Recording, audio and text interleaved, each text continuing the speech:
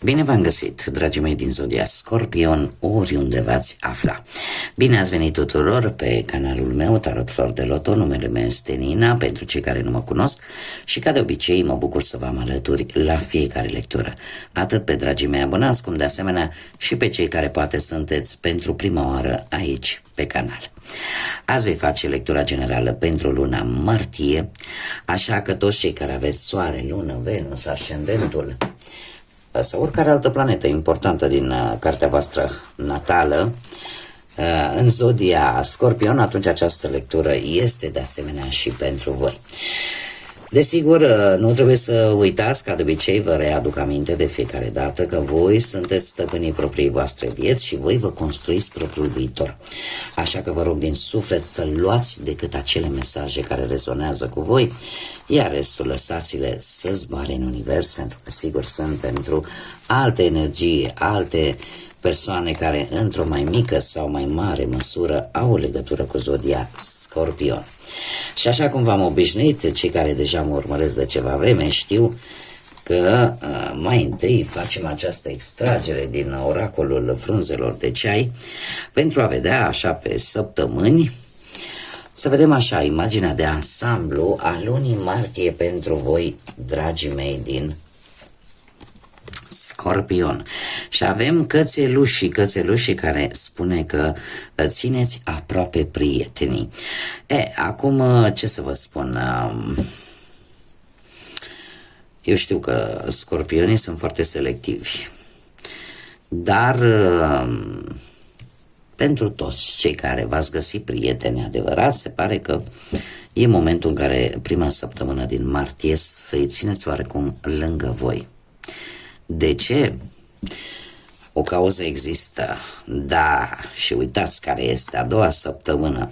După cum bine vedem, este legat strict. Aici avem câini, aici avem un câine care latră. De ce trebuie să vă țineți prietenii lângă voi? Pentru că în a doua săptămână, unul dintre ei vă va anunța, vă va atenționa de un anumit lucru important, vă va avertiza.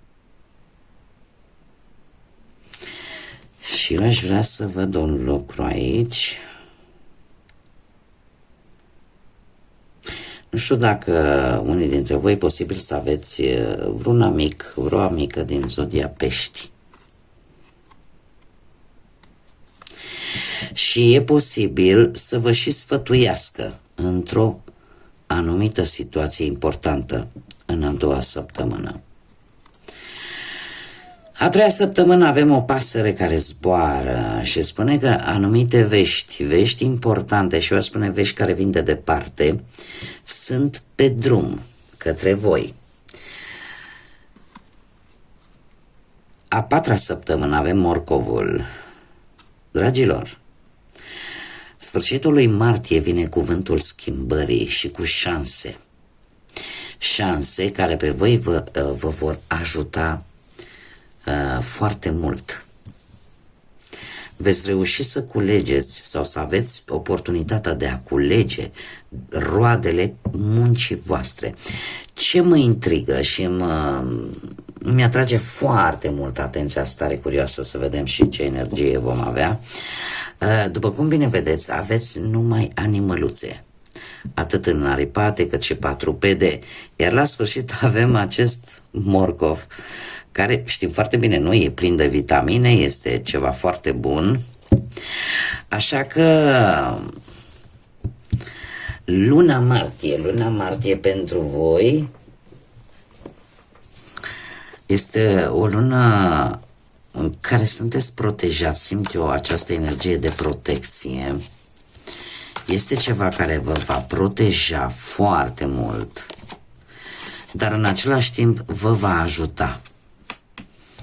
Vă va ajuta să schimbați ceva pozitiv în viața voastră. Energia voastră este acest 3 care ne vorbește tare mult de intuiție. De faptul că îți vei da seama, parcă în secunda 2, de ce fel de situație ești. Și aici e posibil să existe situații care să implice nu numai o persoană, mult mai multe persoane. Veți fi mult mai spontani, mult mai optimiști, mult mai sociabili. Și, exact cum am mai spus, vă veți folosi intuiția extraordinar de mult. Acum trebuie să vă spun, pentru cei care n-ați urmărit lecturile pe care le-am publicat, le găsiți pe Tarot 2025, în lista Tarot 2025, vis-a-vis de alinierea celor 7 planete care va avea loc, sau depinde când urmăriți voi. Acum lectura a avut loc pe 28 februarie, da, și care va avea niște reverberații și în următoarea perioadă, în care voi sunteți cu intuiția la cote maxime, cu acel sentiment în care parcă zici, băi, sufletul, inima mie îmi spune că ceva nu e regulă, sau că nu trebuie făcut așa, sau că să fiu atentă, sau că să fac, sau că nu să fac, da? Deci, la modul propriu, se pare că voi, și în general zodiile de apă, dar și voi în mod special, va trebui să vă folosiți foarte tare intuiția și o veți folosi de-a lungul lunii lui martie. Avem aici zodia Berbec, care oarecum are o influență și care vă dă foarte multă energie și dinamism. Da? Și eu aș spune că sunteți pregătiți. E ca și cum ai zice, știi, bun, asta a fost tot, mai urmează ceva? Hai, care? Next. Care e următoarea provocare? Ceva de genul ăsta, așa veți fi de puternici. Avem harta care ne vorbește de explorare, de faptul că vrei să-ți găsești propriul drum, vrei să-ți găsești propria locație. Cumva, parcă nu te mai interesează destinația, pe tine te interesează drumul până la destinație. E vorba de locuri noi. Unii dintre voi, luna lui martie vine cu locuri noi, cu noi teritorii, cu un plan foarte strategic pe care vi-l puneți la punct, și alții dintre voi veți fi atenți la semne. Da? În momentul în care vedeți, nu știu, repetate anumite cifre, da? Sau aveți mare atenție la vise în următoarea perioadă. Pentru că visele vor fi unele chiar premonitorii, vor fi vise foarte impactante, care te vor face să te trezești dimineața și să zici, nu era atât de real. Da? Aveți, și asta este un mod de-al universului, dintr-o multitudine de forme de a comunica cu voi. Cert este că aveți o nouă perspectivă. Pentru voi, luna lui martie va veni cu această energie aventurieră în care sunteți în momentul vostru de glorie, aș spune, în care voi reușiți să vă ridicați de jos și să ziceți, bun, și atât a fost. Sunteți precum hopa mitică, da? Care, indiferent de câte ori cade, se va ridica în picioare, și voi sunteți exact în faza aia în care vă ridicați de jos. Și ziceți, bun, și mi-am însușit-o și pe asta, am învățat-o și pe asta. Sunteți pregătiți. Haideți să vedem pe plan profesional ce vine în luna lui martie pentru voi, dragilor din Scorpion. Și e foarte interesant aici pentru că mi-apar niște personaje, unele din zodii de pământ, Taur, Fecioară, Capricorn, altele din zodii de foc, Berbec, Leu, Săgetător. Și după cum bine vedem, și aici avem zodia Berbec la energie. Pe plan profesional, nu știu dacă la locul de muncă posibil să fi avut ori o discuție cu colegii sau cu șefii, să fi fost așa o mică tensiune, dar într-un trecut nu foarte îndepărtat, cu acest rege de monede, se pare că cineva te-a ajutat să obții un anumit beneficiu sau poate să obții un nou job. În prezent avem un cavaler de bâte care reprezintă zodiile astea de foc, Berbec, Leu, Săgetător. care mie îmi spune că în acest moment treci prin niște schimbări majore. E adevărat că majoritatea sunt destul de pozitive și ori că ai reușit să găsești un job diferit de ceea ce tu făceai înainte sau poate unii dintre voi sunteți în faza de a găsi un loc unde cumva să depune mai mult efort fizic decât mental. Unii chiar se pot confrunta și cu un rival pe un anumit post sau poate chiar la locul de muncă și care să aibă legătură cu zodiile de foc, cum am mai spus. Martie vine cu acest as de bâte, care pe planul profesiei este o carte foarte bună, cu noi începuturi, cu o viziune total nouă, foarte promițătoare vis-a-vis de un nou proiect, ceva nou pozitiv, așa că pentru tine personal va fi un mare succes din punctul ăsta de vedere al carierei. Pentru că vei vedea lucrurile total diferit și vei fi deschis către lucruri noi. Haideți să vedem cu bănuții cum stați. Cu bănuții avem un as de cupe. A fost o perioadă, nu știu dacă ați câștigat la vreun joc sau dacă, nu știu, ați găsit niște bani din întâmplare, habar n-am, sau s-a mai pus ceva bănuți la salariu. Cert este că ați avut un câștig total neașteptat care chiar v-a ajutat într-o anumită situație. În prezent, un nou de monede, dragilor. Se pare că sunteți într-o fază de echilibru, sunteți destul de echilibrați cu bănuții și aveți o siguranță foarte mare pe voi și simt eu că ați avut o reușită, dar o reușită în urma muncii voastre. Ceva veți reuși. Dacă n-ați reușit, cât de curând se va întâmpla lucrul ăsta. Să câștigați poate o sumă de bani, dar, cum să spun, în urma efortului pe care voi l-ați făcut, indiferent care a fost acela. Martie vine cu un paj de bâte, care mie îmi spune că dacă ai avut ceva probleme financiare, ori apare vreun împrumut care să te scoată din gaura în care ai intrat, ori poate, știu că este mult să zic că e improbabil să mai îmi crească salariul, dar e posibil și acest lucru, sau pur și simplu apare un câștig total neașteptat care îți va echilibra foarte bine finanțele. Este o schimbare foarte pozitivă. Și asta e posibil în urma unei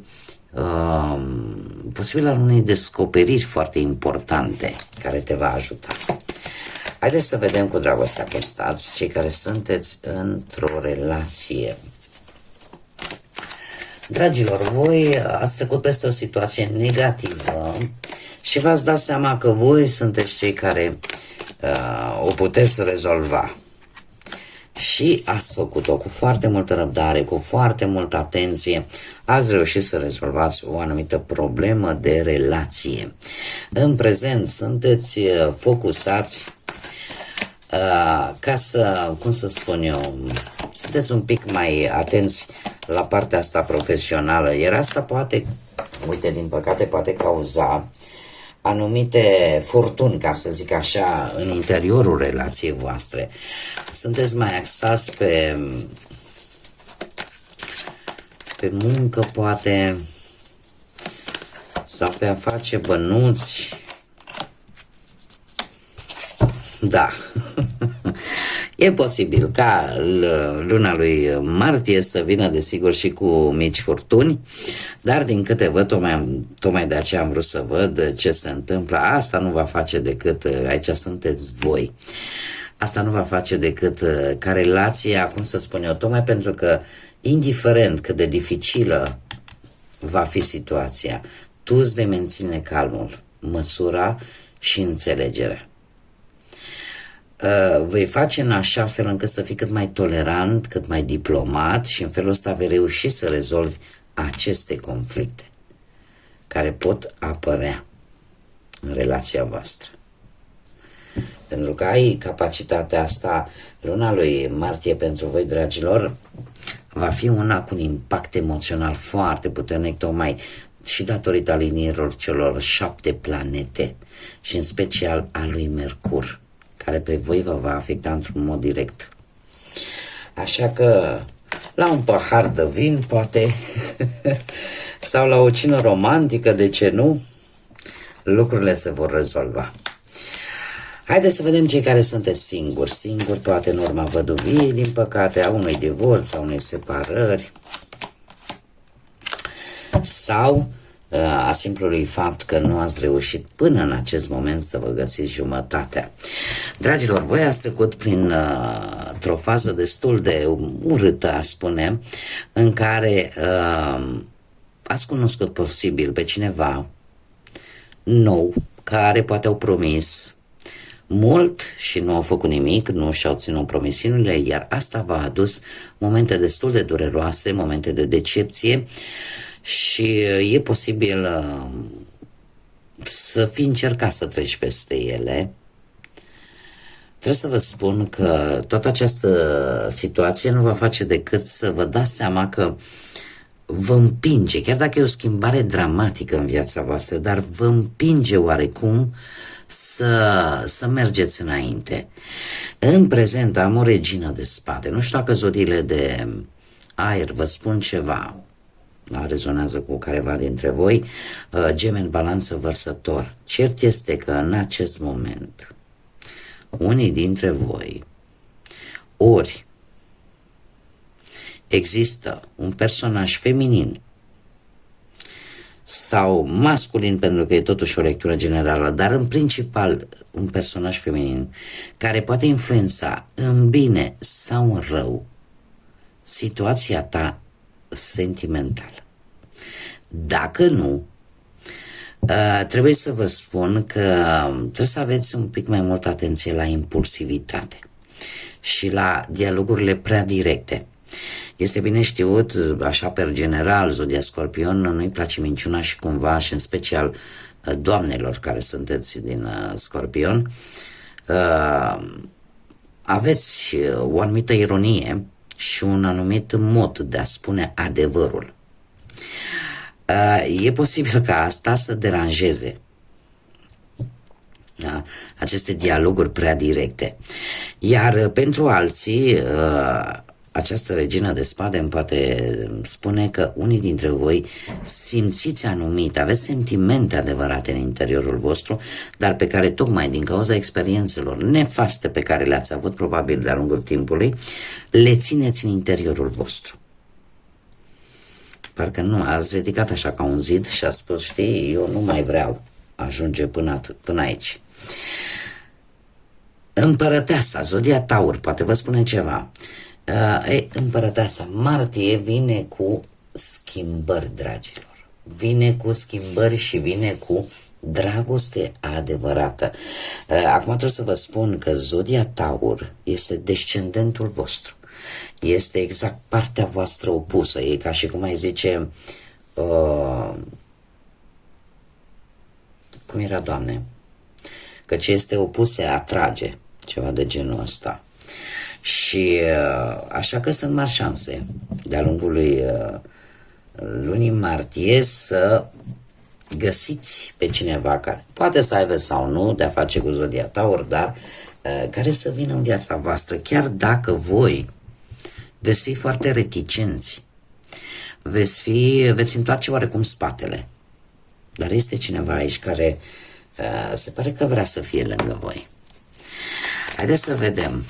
Înainte, haideți să vedem ce inițiale de nume, prenume, pseudonim sau porecle de persoane care pot avea o importanță pentru voi de-a lungul lunii lui martie.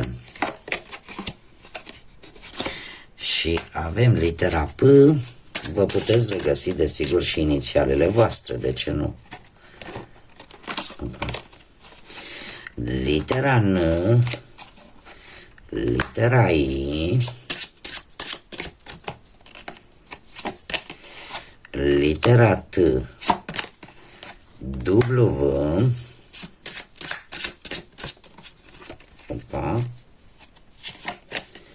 Z, E, L și pentru că o avem deja scoasă, litera U. Ca și zodii, în afară de cele pe care vi le-am spus, predomină, să știți, zodiile de apă, la fel ca și voi, Rac, Pești, Scorpion, și cele de aer. Gemeni, Balanță, Vărsător. E adevărat, mai puțin, dar nu deloc, cum bine am văzut, zodiile de pământ, Taur, Fecioară, Capricorn. Bun, dragii mei, haideți să vedem acum trăsături ale acestor persoane. Dacă nu rezonați cu literele, posibil să găsiți anumite trăsături ale unor persoane care vor avea ceva importanță pentru voi, sau poate chiar trăsăturile voastre, de ce nu? Cineva cu ochii verzi. Ho. Cineva care practică, mare atenție, deci este practicant de ceva special, nu știu, unii fac yoga, alții se ocupă de, nu știu, de chestii istorice sau de orice lucru care în mod normal, mulți îl vedem așa la modul teoretic.